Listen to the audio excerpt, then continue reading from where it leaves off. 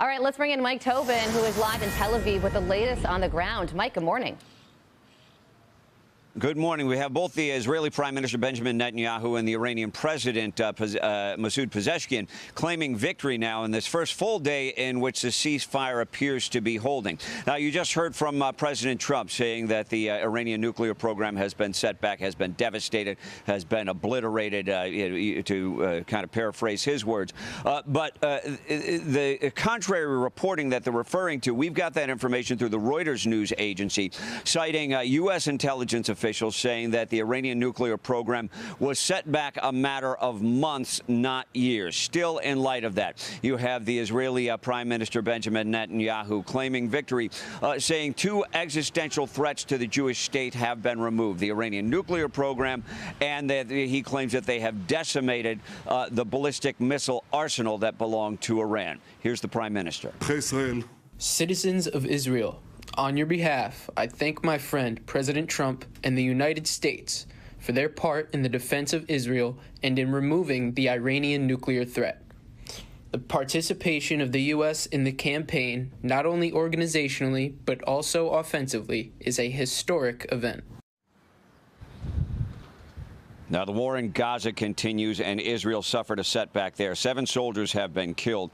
They were operating in a Puma armored vehicle, which is pretty much just an old British Challenger tank with the turret removed. A Palestinian managed to attach a bomb to that vehicle and detonate it, killing the soldiers inside. 50 Israeli hostages are still believed to be held in the Gaza Strip, and 20 of them are believed to be alive.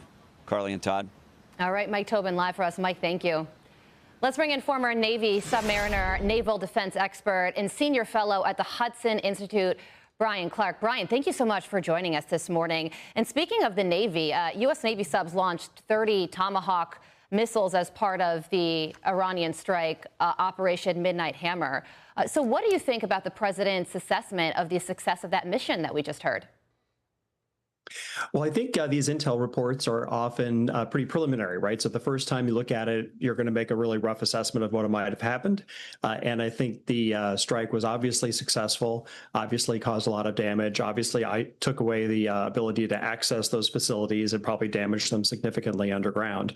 So I think that's sort of a given. Everybody agrees to that. I think the question is, how long did this delay the program? And I think a lot of the initial assessments are based on the fact that the uranium is still around and then maybe got moved somewhere else. But there's a big difference between having some somewhat enriched uranium in a pile somewhere and having the ability to translate that into a bomb.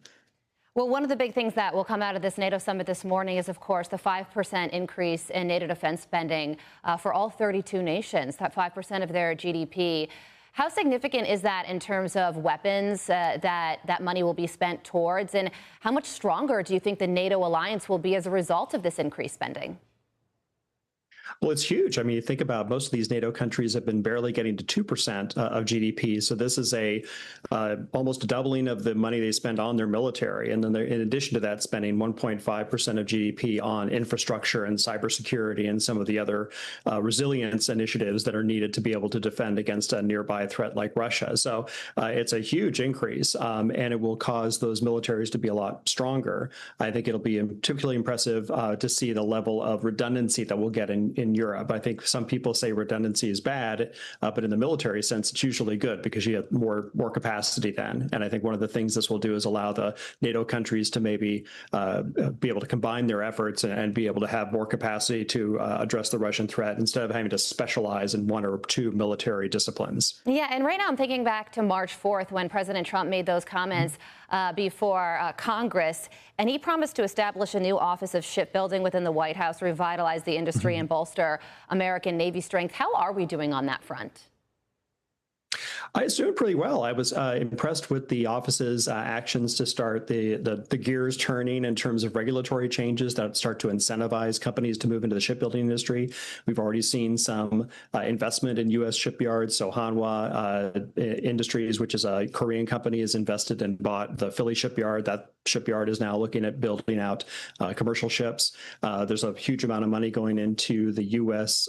Navy shipbuilding effort through this reconciliation bill. So definitely a lot of movement in shipbuilding. I would say we're going to see somewhat of a renaissance in U.S. shipbuilding. The only question is, can we sustain it, and will there be a demand for these ships on the part of companies that do shipping operations?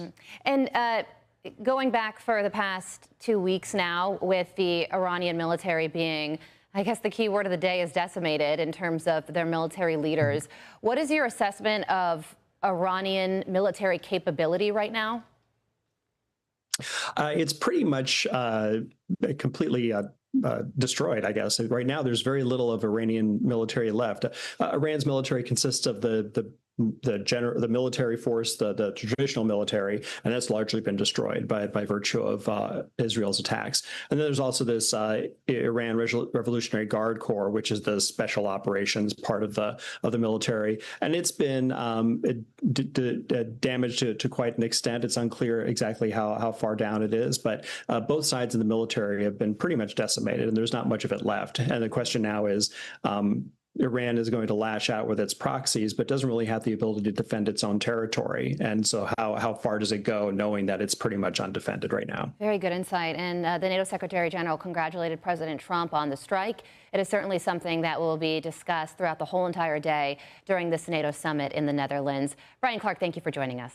I'm Steve Doocy. I'm Brian Kilmeade. And I'm Ainsley Earhart. And click here to subscribe to the Fox News YouTube page to catch our hottest interviews and most compelling analysis.